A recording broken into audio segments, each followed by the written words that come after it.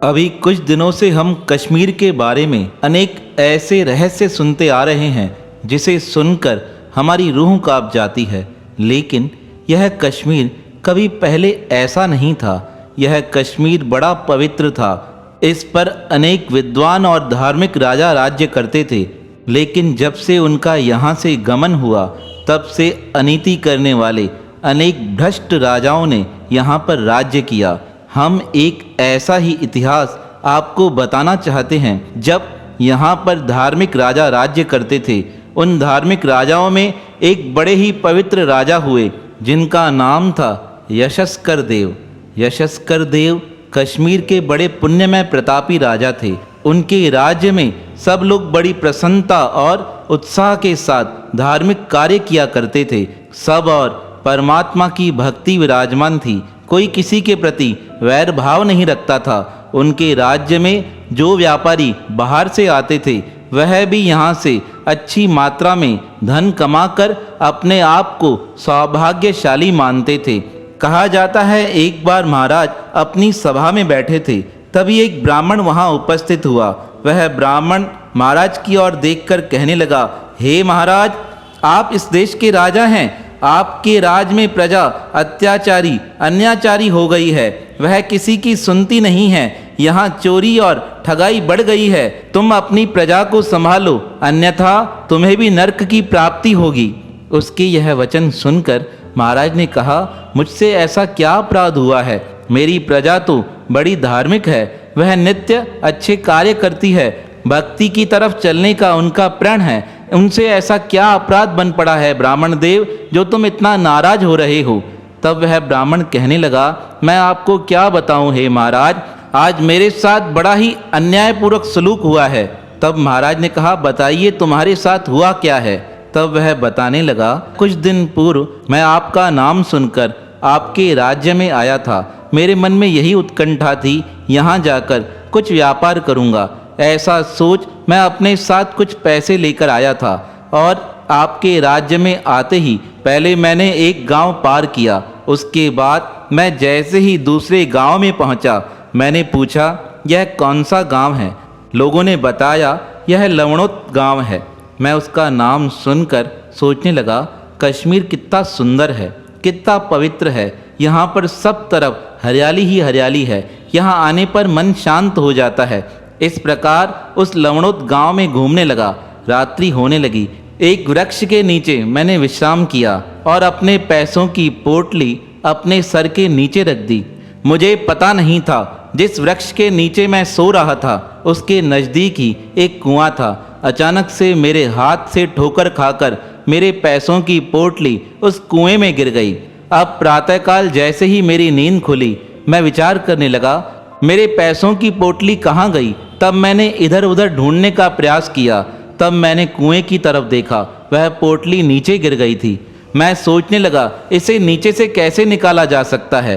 तब मैंने गांव वालों को आवाज़ देकर कहा, जल्दी से कोई मेरी मदद करे। मेरे पैसों की पोटली नीचे गिर गई है। जो उसे लाकर देगा मैं उसे इनाम दूंगा। बहुत लोग वहां पहुंचे। उन्होंने देखा, पर कुएं की स्थिति देखकर सब घबरा जाते थे। तब एक नौजवान वहां पर आया। उसने मुझे देखकर पूछा, यह पोटली आपकी है? मैं इसे नीचे से लाकर दे सकता हूँ, पर आप बताइए आप मुझे क्या देंगे? तब मेरे मुख से निकल गया, तुम्हें जो ठीक लगे वह मुझे दे देना, बाकी तुम रख लेना। मेरी बात सुनकर वह नीचे उतर गया और नीचे जाकर वह पोटली बाहर लेकर आया। पोटली लाकर उसने मुझे 2 रुपए निकाल कर दिए। कहा, यह तुम्हारे हैं, बाकी सारे मेरे हैं। उसमें 100 सोने की गिन्नियाँ थीं। अब उसने सारी तो खुद के पास रख ली और मुझे 2 दी। मैं यह देखकर आश्चर्यचकित हो गया। इतना धार्मिक प्रदेश और आपका इतना नाम, और यहाँ आकर मेरे साथ ऐसा बर्ताव किया गया। मेरे धन को यहाँ के लोगों ने हड़प लिया। मेरे मन को बड़ी ग्लानि हुई। इसलिए महाराज मैं आपके पास आया हूँ। ब्राह्मण की यह बात सुनकर राजा हैरान हो गए। मेरे लोग तो बेईमान नहीं हैं। आज से पहले कभी कोई ऐसी बात नहीं हुई है, पर यह अचानक ऐसा क्या हुआ है? राजा ने कहा, ब्राह्मण देव, आप मेरे साथ भोजन कीजिए। कल प्रातःकाल इस बात का निर्णय किया जाएगा।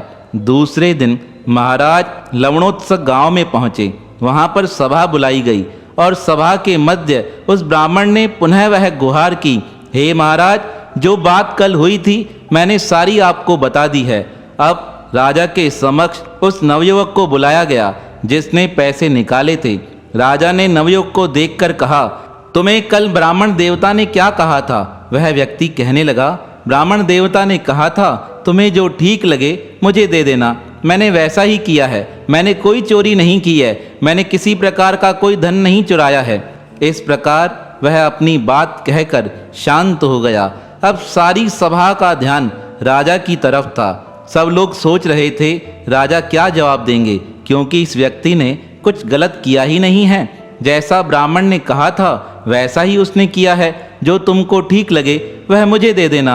अब बहुत देर तक सभा शांत रही। तब महाराज ने बोलना प्रारंभ किया और उन्होंने उस कुएं से पैसे निकालने वाले व्यक्ति को अपने पास बुलाकर कहा, तुम्हारे पास जो धन की पोटली है वह सारा धन ब्राह्मण देवता को लौटा दो। हे ब्राह्मण देवता, जो तुम्हारे पास 2 सोने की गिन्नियां हैं वह इसे दे दो।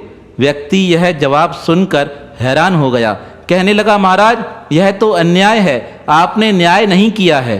तब महाराज ने कहा, तुम एक बात बताओ, कल तुमको ब्राह्मण देवता ने क्या कहा था? वह व्यक्ति कहने लगा, इन्होंने कहा था तुम्हें जो ठीक लगे वह मुझे दे देना।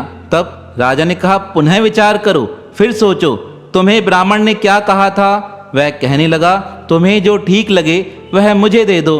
तब राजा कहने लगे, हे नौजवान, तुम विचार करो, तुम्हें 2 गिन्नियां ठीक लगी या 98 गिन्नियां ठीक लगी? तब वह कहने लगा, मुझे तो 98 गिन्नियां ठीक लगी थी। तब महाराज ने कहा, ब्राह्मण ने क्या कहा? जो तुम्हें ठीक लगे वह मुझे देना। अर्थात तुम्हें जो ठीक लगे वह तुम्हें ब्राह्मण को देना था और जो ब्राह्मण को तुम्हें देना था वह तुम्हें रखना था।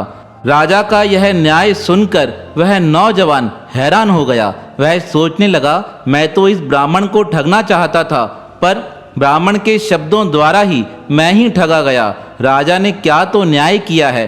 राजा की यह न्याय प्रक्रिया देखकर सब लोग वहां पर राजा यशस्कर देव की जय जयकार करने लगे। ब्राह्मण देवता ने कहा, हे महाराज, सारे समाज में आपका नाम होगा।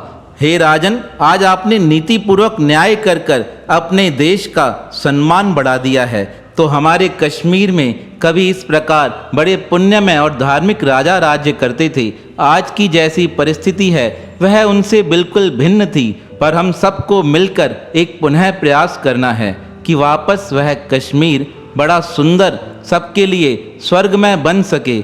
जो भी वहां पहुंचे वह धरती के स्वर्ग का आनंद उठाकर अपने आप को गौरवान्वित महसूस करे, उसके मन में किसी प्रकार का कोई पश्चाताप न रहे। तो हम यही प्रण करें कि हम जिस देश में रहते हैं उस देश को हमें बड़ा सुंदर और बड़ा पवित्र बनाना है।